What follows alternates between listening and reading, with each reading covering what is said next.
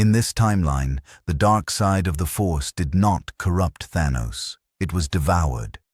By the time Emperor Palpatine felt the disturbance, 17 Sith Lords across the Outer Rim had already been reduced to empty husks, their connection to the dark side not severed, but drained, pulled into a gravitational singularity that had learned to hunger.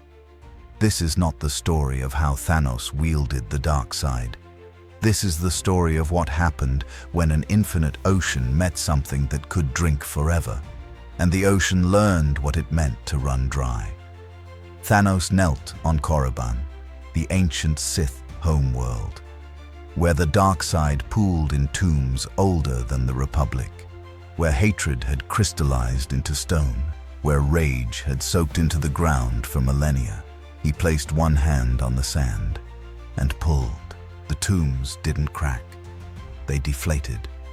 The dark side energy that had saturated them for 10,000 years was sucked inward, through the ground, through the air, through the very fabric of reality, into Thanos' palm.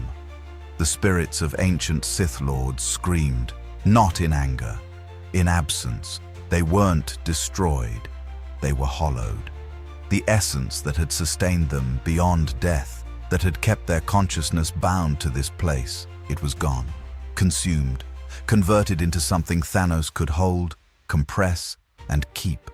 Across the galaxy, every Force-sensitive being attuned to the dark side felt the same sensation. A pull, not a call, not a temptation. A drain, like standing too close to an event horizon, like feeling your own mass being drawn towards something that had no intention of letting go. Darth Vader collapsed mid-stride on the bridge of his Star Destroyer.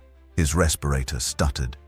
His connection to the dark side, the rage that fueled his broken body, the hatred that kept him alive, thinned, not gone, but stretched, as if something vast and patient was slowly pulling it taut. "What is this?" he rasped. No one answered, because across 12 systems, Sith apprentices, Inquisitors, and Darkside adepts were all asking the same question. And in the depths of Coruscant, in his meditation chamber, Emperor Palpatine opened his eyes. He reached out through the Force, extending his senses toward the disturbance. And for the first time in 60 years, the dark side didn't answer. It was busy, flowing towards something else. "The system fails," 600 words. Palpatine stood. His hands trembled, not from age, from effort. He pulled on the dark side, drew on decades of mastery, on reservoirs of power he'd spent a lifetime accumulating. It responded, slowly, like trying to draw water from a well that was draining somewhere else. "Impossible," he whispered. But the evidence was undeniable. The dark side was still there, still infinite, still vast, but it was moving, concentrating, flowing toward a single point in the outer rim with the inevitability of gravity. He dispatched his Inquisitors immediately. They arrived at Korriban to find Thanos standing in the Valley of the Dark Lords, alone, unarmed, surrounded by the desiccated remains of Sith temples that had stood for eons. The lead Inquisitor ignited his lightsaber, reached for the dark side to fuel his rage, his killing intent, and felt nothing. Not absence, competition. The dark side was there. He could sense it, but it wasn't flowing to him anymore. It was flowing past him, toward Thanos. "You trespass on sacred ground," the Inquisitor said, his voice uncertain. Thanos looked up.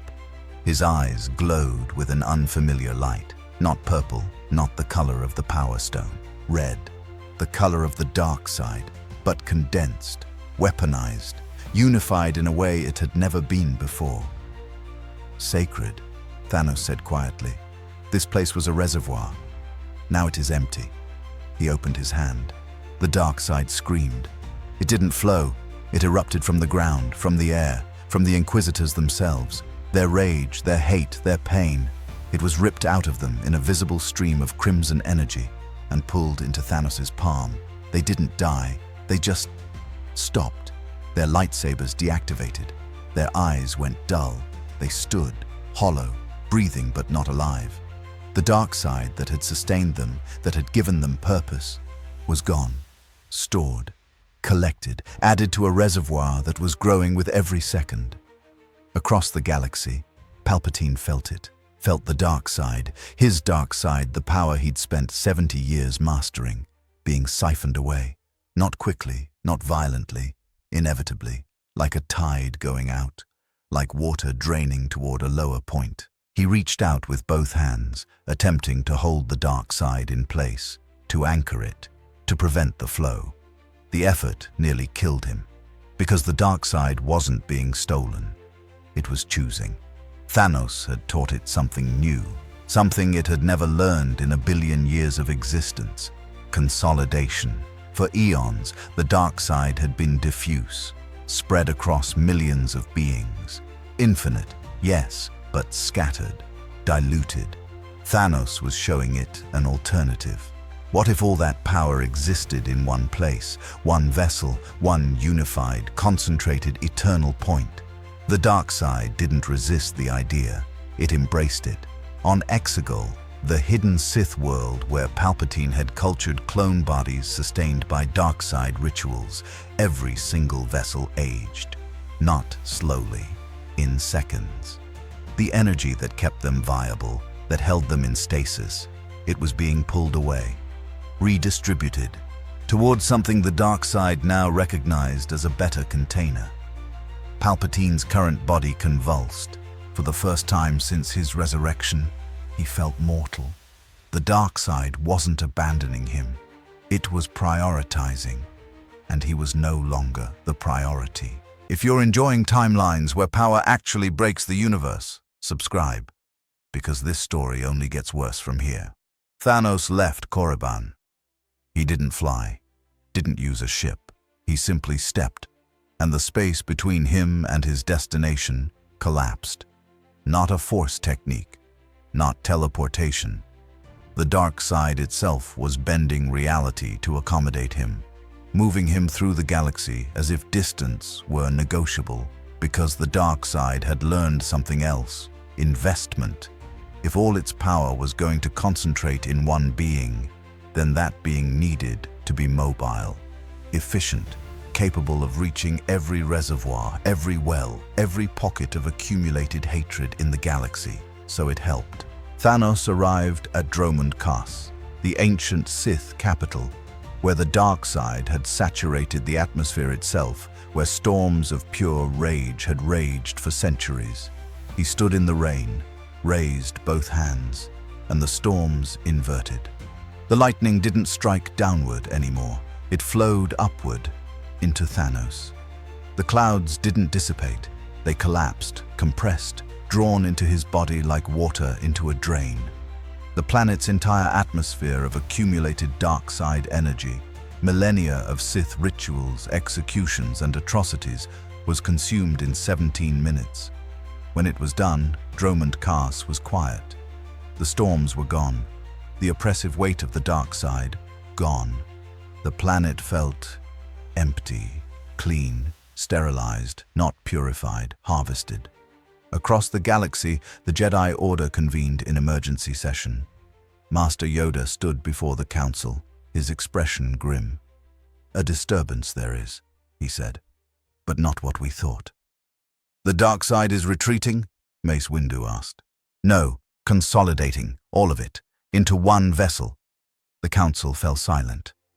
"That's impossible," a young master said. "The dark side is infinite. It can't be contained." Yoda's ears drooped. "Infinite, yes, but not indivisible, not immune to collection." "What does that mean for the Sith?" Windu asked. Yoda closed his eyes.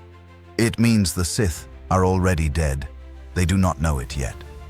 He was right. On Korriban, on Moraband, on Zeost, every Sith temple, every dark side nexus, every place where the Sith had drawn power for generations, the reservoirs were emptying. Sith lords who had relied on these places found their abilities waning, not because they were weak, because there was nothing left to draw on. The dark side was leaving, migrating, concentrating, choosing a single perfect vessel over 1,000 imperfect ones. Darth Vader stood on the bridge of his flagship, staring at the reports. 12 Sith Lords, dead, not killed, just empty. 3 Inquisitors, catatonic, their connection to the dark side severed not by a Jedi, but by something that had outcompeted them. He reached for the dark side himself. It responded, but weakly, reluctantly, as if it were saying, "Not now, I'm busy." Vader's respirator hissed faster. For the first time since Mustafar, since he had knelt before Palpatine and sworn himself to the dark side, he felt it slipping away. And in the Emperor's throne room, Palpatine stood alone. His body was failing. His clones were dying. The network of dark side rituals that sustained his empire, fracturing. He reached out one final time, extending his consciousness across the galaxy, searching for the source of the disturbance. And he found Thanos, standing on Malachor, the site of an ancient superweapon that had killed millions and turned an entire world into a dark side wound. Thanos placed both hands on the ground and drank. The wound didn't heal. It was erased. Millennia of concentrated suffering, rage, and death absorbed in seconds. Palpatine felt it through their connection, felt the dark side surging into Thanos, felt it singing with satisfaction, because it had finally found what it had been searching for. Not a master, a singularity. The Jedi didn't understand what was happening. Not at first. Master Yoda meditated for 3 days, attempting to comprehend the disturbance. On the 4th day, he opened his eyes. "Understand now, I do," he whispered, "and wish I did not." "What is it, Master?" a Padawan asked. Yoda's voice was hollow. "The dark side, learning it is. Learning that many weak vessels are inferior to one strong vessel." "But the Sith have always known that," the Padawan said. "The rule of 2. "Not the same," Yoda interrupted. "The rule of 2. A philosophy it was, a teaching. This is evolution. The dark side itself, choosing, deciding that diffusion is weakness." He stood, leaning heavily on his cane. "And if the dark side learns to consolidate," he trailed off. The Padawan waited. "Then the light side will learn too." Across the galaxy, Jedi Masters began to feel it. The Force wasn't balanced anymore. One side was collapsing inward, concentrating, becoming denser, heavier, more singular. And the light, ever seeking balance, was beginning to respond, not by spreading further, by compressing. Jedi who had been strong in the Force found their abilities fluctuating. Some grew stronger, others weaker. The Force was no longer distributing itself equally. It was choosing, selecting vessels, investing in those it deemed worthy, abandoning those it did not. For the first time in galactic history, the Force was becoming selective. On Coruscant, Palpatine sat on his throne. His body was skeletal, his clones all dead. The dark side still responded to him, but barely, like a river that had been diverted, leaving only a trickle behind. He laughed, not from madness, from understanding. "Brilliant," he whispered. "He's not taking the dark side, he's teaching it." A younger Sith would have been terrified, but Palpatine had spent 70 years studying the nature of power, and he recognized what Thanos had done. Thanos hadn't conquered the dark side. He'd shown it a better strategy. For eons, the dark side had relied on quantity, millions of users, billions of moments of hatred, fear, and suffering. But Thanos had demonstrated an alternative, quality over quantity, one eternal vessel, one perfect container, one singularity that could hold and use infinite power without dilution, without conflict, without the inefficiency of distribution. The dark side had evaluated the proposal and agreed. It was withdrawing from the weak, the scattered, the temporary, It was consolidating into Thanos, not because he forced it, but because he had convinced it. And once the dark side learned that lesson, it would never unlearn it. Palpatine's laughter faded because he realized something else. If the dark side could be convinced to consolidate, so could the light. And when both sides of the Force learned to concentrate themselves into singular, perfect vessels, the age of the Jedi and Sith was over. The age of gods would begin. On the distant edges of the galaxy, Thanos stood on the last Sith world. He had visited every nexus, every temple, every wound in the Force. He had consumed them all. The dark side no longer existed as a diffuse field. It existed in him, compressed, unified, absolute. He looked up at the stars, felt the light side stirring in response, felt it beginning to consolidate, to choose its own champion. He smiled. "Good," he said quietly. "Balance requires two weights." He closed his hand. The red glow intensified. "Let them come." Because Thanos understood something the Jedi and Sith never had. True balance wasn't about equal distribution. It was about equal mass. And he had just claimed half. The galaxy didn't collapse. That would have been cleaner. Instead, it adapted. The Sith Order dissolved within a standard year, not because they were destroyed, but because there was nothing left to draw on.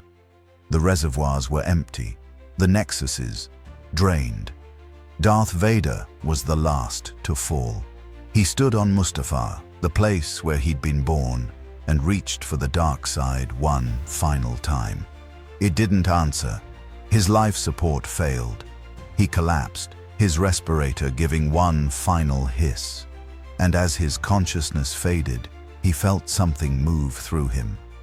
The last remnant of dark side energy in his body, pulled away, claimed, added to the singularity that Thanos had become.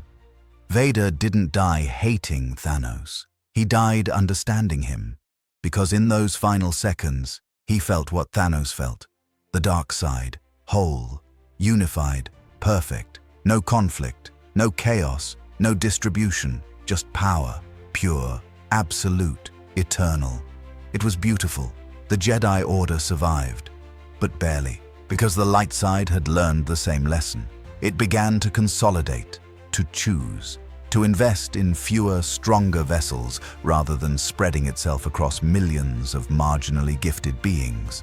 Master Yoda felt it happening, felt the Force contracting around certain Jedi, strengthening them, empowering them beyond anything the Order had ever seen, and abandoning the rest. Padawans who had trained for years found their connection fading, not because they were unworthy, but because the light side had decided to ration itself, to concentrate its power in champions who could match what the dark side had become. Yoda stood in the council chambers, surrounded by Jedi who were growing weaker by the day. "The age of the Order, ending it is," he said quietly. "What do we do?" Mace Windu asked. Yoda closed his eyes. "We choose. The Force is choosing its champions. We must choose ours." Across the galaxy, both sides began the same process, identifying the strongest, the purest, the most capable, and concentrating power in them. The age of armies was ending. The age of singular godlike beings was beginning. And at the center of it all, Thanos. He stood alone on a dead world, eyes glowing red, the entire dark side of the Force contained within his body. He felt the light side responding, felt it choosing its own champion. Soon, there would be a confrontation, not between armies, not between orders, between singularities, two beings, each containing half the Force, meeting in a conflict that would redefine what power meant. Thanos smiled, not from arrogance, from satisfaction, because he had come to this universe seeking balance, and now he would have it.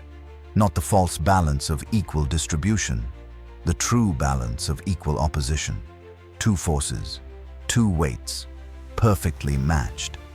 He looked up at the stars. Somewhere out there, the light side was consolidating, choosing, preparing. He would wait. Because balance was patient and inevitable. In the ruins of the Jedi Temple, a young Padawan stood alone. The Force had chosen her, not because she was the strongest, not because she was the wisest, but because she was compatible. A vessel the light side could fill completely, perfectly. She felt it flowing into her, felt every Jedi who had come before, every reservoir of light in the galaxy condensing into her body. She gasped, not from pain, from clarity. She understood now, understood what the Force was becoming, what it had always been capable of becoming. Not a field, not a connection, a singularity. She opened her eyes. They glowed white, and across the galaxy, Thanos felt it, felt the light side coalesce into a singular point, his equal, his opposite, his balance. He stood and waited. Because the confrontation was inevitable now, two singularities, two absolutes, and when they met, the galaxy would learn what true balance looked like. This is not the darkest timeline. It is only the first where the Force learned concentration. Next, what if Darth Vader faced Saitama and realized he couldn't win?